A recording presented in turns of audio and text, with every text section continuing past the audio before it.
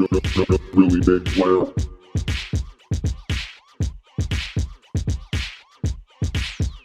Hi everyone, it's Caitlin from Really Big Plant. Thank you so much for joining me for this video. So for this video, we're going to just do some quick updates on some of the plants that I've shown on my channel recently. I have some good news and some bad news, so let's just take a look at some of my plants. Okay, so I brought us over here where I've got my bird of paradise and my really tall snake plant. So this is my Sansevieria erythrae, and it has made an appearance on my channel quite a few times. If you've been watching my channel for a while, you've probably seen this plant or heard me talk about it. So this is a type of snake plant that's native to Eritrea, and it is really tall. So when I stand here next to it, you can see I can't even completely reach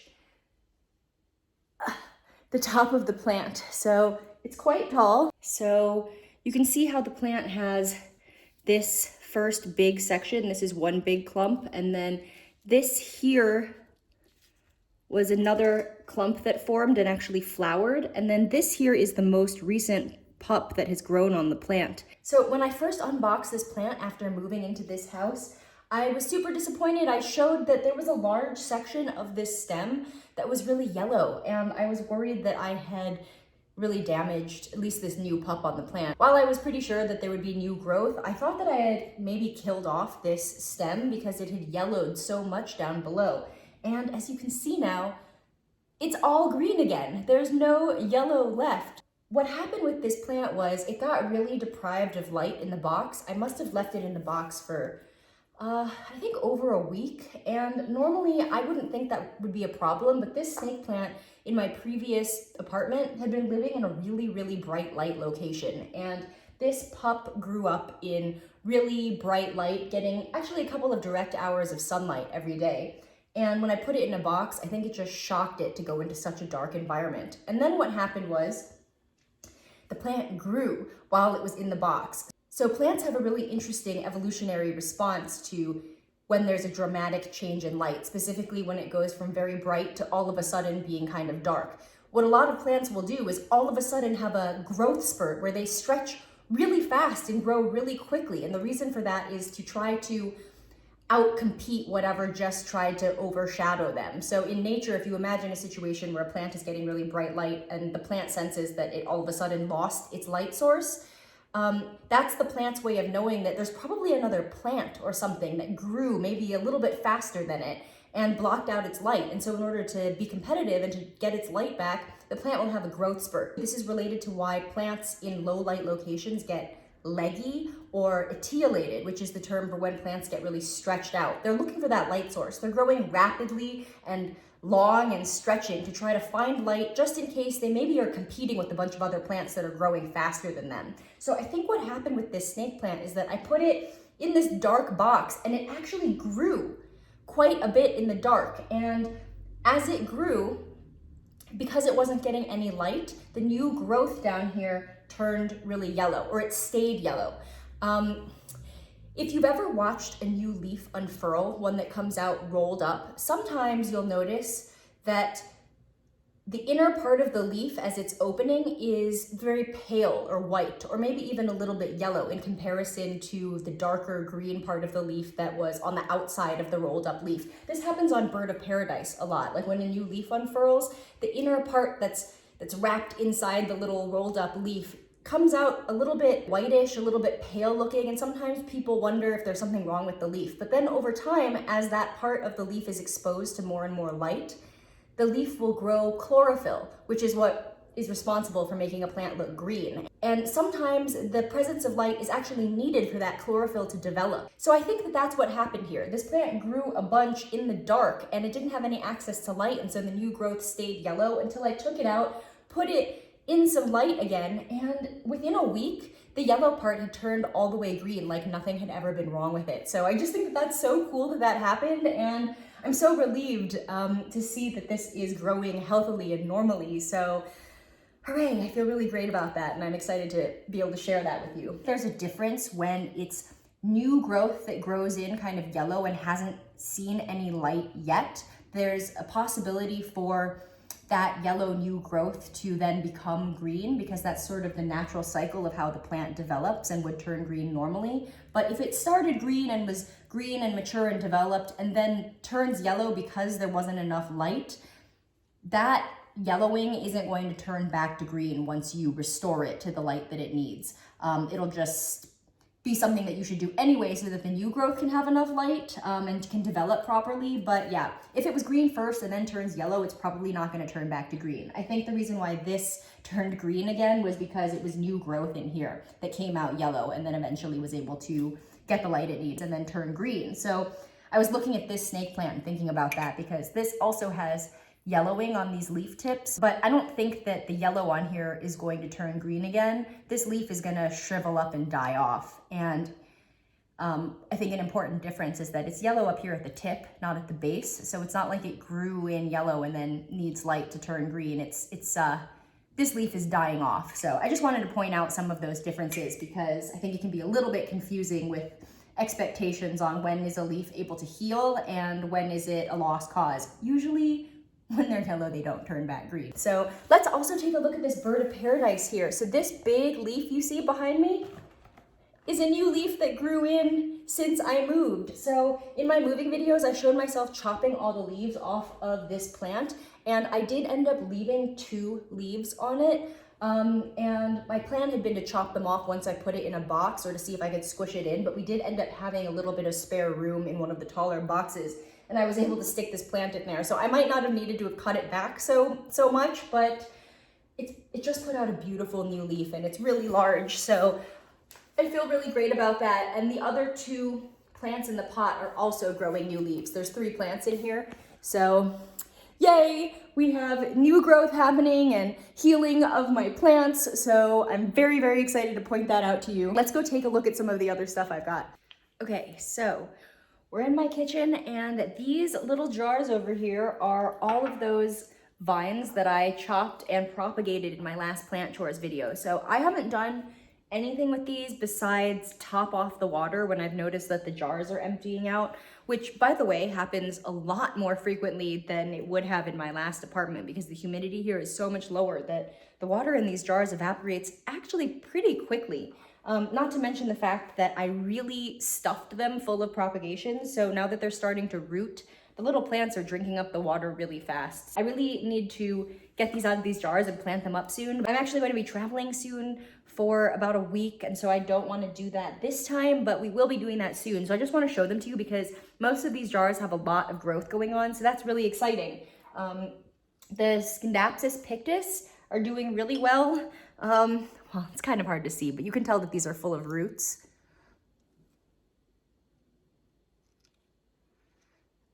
There's definitely some die-off, especially ones that maybe didn't have nodes submerged underwater. They weren't really given the opportunity to root out well, but I've got all these little growth points forming.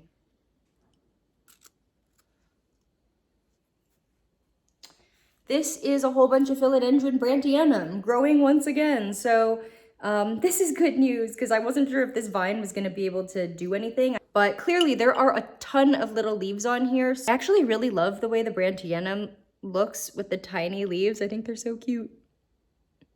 So there's a lot of potential for this to turn into a full plant once again. And this is actually more growth than I ever saw on that other brantianum when I had it originally. So hopefully this can become a really full plant. The water's kind of gross. I should change the water out. Some of these neon pothos are like fully growing. These are like, this is a plant already. I don't think any of the cuttings in here had leaves that looked like this. So all of this is new growth. So these are doing really well. Got roots in there that might actually be starting to rot. So I do need to take these out, but I think that they'll be okay while I'm gone for another week after I top off the water. But you can see that it looks like this maybe went through a little bit of a cycle of root rot and new growth, where you see how there's like dark brown bits of root, but then at the tips of the brown areas, there's like an inch of healthy new root growth. So I think maybe what happened was some of these have dried completely out more than one time, because I didn't realize at first how quickly these jars were drying out. So it's possible that that was root growth that happened and then dried up. And then I put water in and it kind of rotted the roots that had gotten dry, but it was able to still produce some new root tips. So generally when you see this, you want to change the water out, especially if it looks really disgusting. But this water actually looks quite clear. So I'm just going to wait till I do the repotting. Sometimes what you can do too is, if you're not grossed out or afraid to, you can smell it. And if it smells horrible, you probably should wash it. You can wash the roots with soap and put it in some fresh water. But if you see this happening and it doesn't smell really bad, you don't have to take any emergency action quite yet. We're talking real life here, not best practice. Best practice, when you see roots browning, you should probably like repot or do some cleaning or put some hydrogen peroxide in there. But I can tell that these are still growing. This is really healthy, so it's fine. Philodendron growth looking pretty good.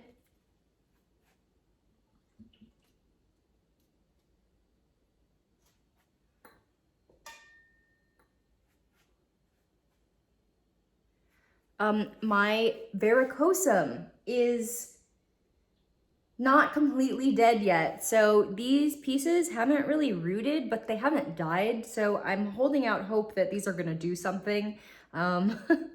I showed taking this out of the box right after I moved in, and it, I think, got really hot and maybe the stems broke close down to the base, and this plant just shriveled up, and I wasn't sure if I was gonna be able to recover this. We'll see. Keep your fingers crossed for this because it still hasn't grown roots, but it's hanging in there, and it's been quite some time now.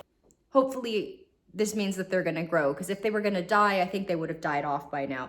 These are all the leaves that's left. Like, quite a few of them have died off, but I think I see some new growth even sprouting in here. See the little nub of green?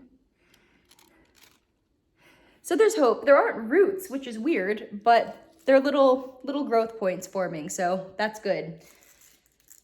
Keeping my fingers crossed for these guys. All of the pothos propagations are growing. Like, this is a lot of leaves in here. So these are doing really well. Oops, see, this is dried out, or almost all the way dried out, but the Raphidophora propagations are doing well too. In my past experience, Raphidophora tetrasperma, the mini monstera, can sometimes be kind of slow to sprout new growth after you propagate it. Which I don't know if that's just something about the plant that I've always had. I've had 2 Raphidophoras and I've propagated both of them multiple times, and the propagation process has always gone pretty slowly for me, which is weird because I think most people tend to say the opposite. They say that it grows so fast. So I don't know why mine don't like to propagate, but they tend to be pretty slow growing. So I think these were like a lot of the original leaves that were on the pieces that I cut up. But yeah, I have faith that this will regrow into a plant. I do have another cup of the Raphidophora propagations. Slide down this way. Woo. Where'd they go? These, which really aren't doing well, I had put these in one of my bathrooms where it's really dark, there are no windows, and I thought it would be okay as propagations because I've kept propagations in very low light before, but these I think were in slightly too low light because I never let these dry out, but they're rotting and some of the leaves shriveled up, so this one isn't doing so hot. I brought this one out back into my kitchen now so that this has a chance. I also put this little snake plant in there, my Lilliput, in the bathroom, and this started happening. The leaves started turning yellow and brown at the tips, so I brought it out into my kitchen as well because I don't want this to die.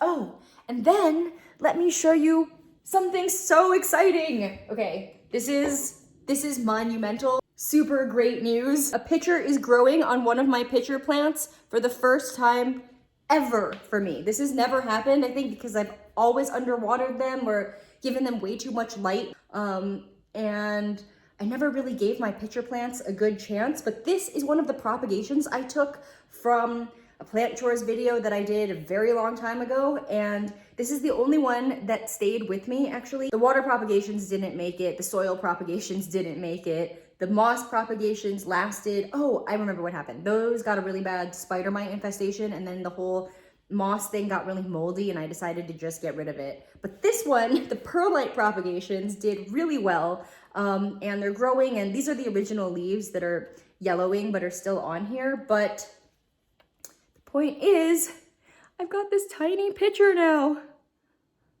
I'm so excited about it. So this is really, really monumental for me. I've never been able to successfully grow a pitcher, so it's not done yet.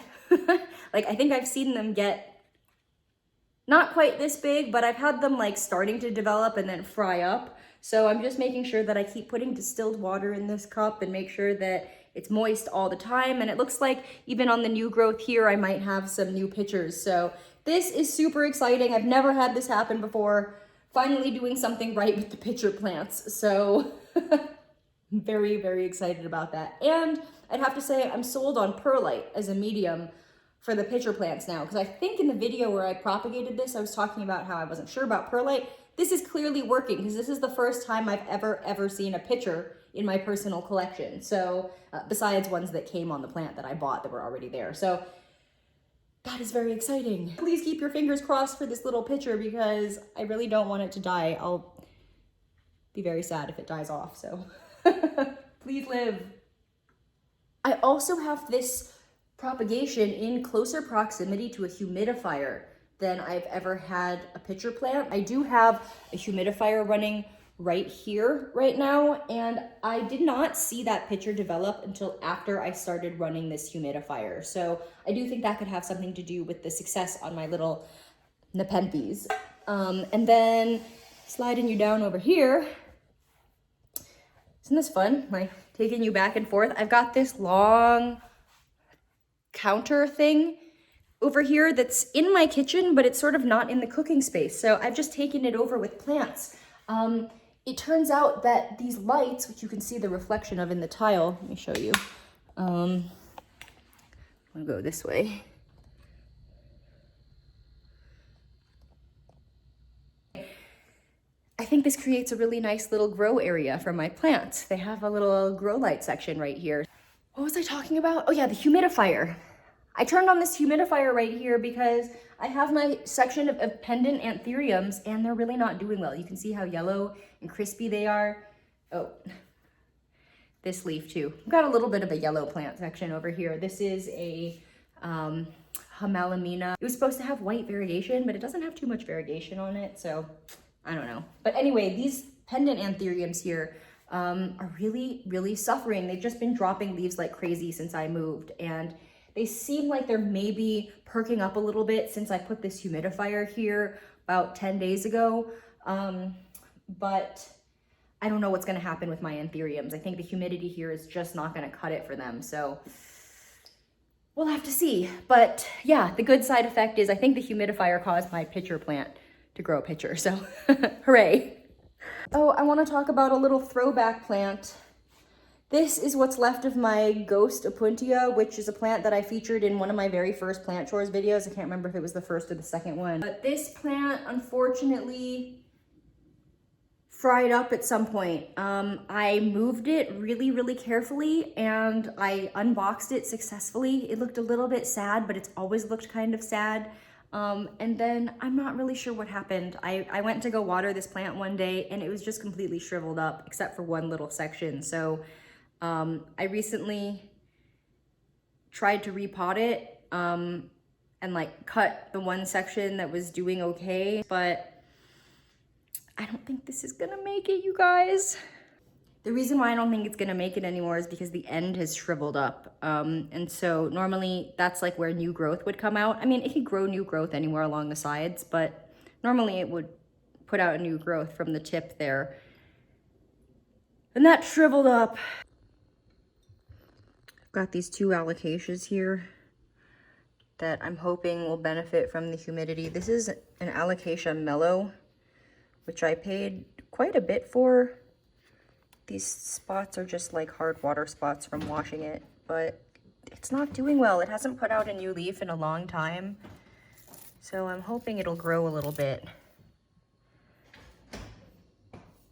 Okay, I also want to update you on the Philodendron giganteum over here that's doing so well. I think last time I showed this space, I had my little Ficus benjamina right here, but I ended up moving it into a different room and I put my giganteum over here, and it's just got all this space. So I've got windows over there and windows over here. Well, they're all on that side, but this part of my house gets pretty good light from like all around. And this giganteum has always had this problem where it's always faced in one direction, and it's caused multiple issues where this plant has toppled over many times in many different places. So now this plant gets some light from multiple angles, and it's starting to spread out a little bit in the way that it really wants to. And I think I have enough space right here to let this plant kind of do its thing and spread out in every direction. So I used to be kind of anti-rotating my plants because I needed them to fit in a very specific way so that there would be room for them all. But this one, I'm gonna let just be free and grow in different directions. So I do think that I'm gonna need to repot it again soon or put it on a taller stake because it has reached the top of its stake. But it's starting to turn and grow in different directions, so it's kind of leaning over that way.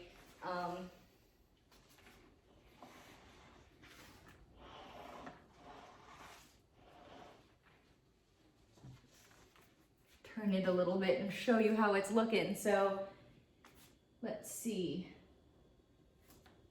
This here is a brand new leaf, and this over here is a new leaf. I don't know if you can see it from there. But anyway, my giganteum is doing really well, and I'm so excited for it that it'll be able to spread out. So, and it's picked up with new growth like nothing even ever happened. So I was kind of rough on it when I moved, and I was a little bit worried that maybe, I don't know, I had damaged it. You can see this leaf over here is one that got really ripped up.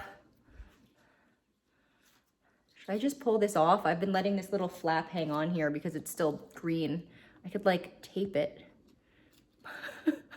Oh, there, it's staying. Perfect.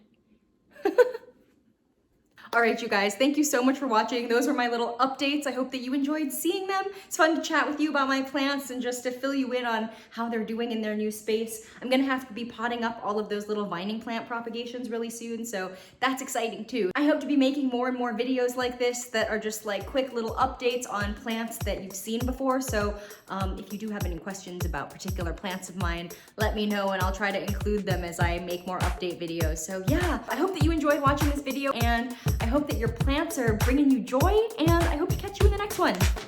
Bye.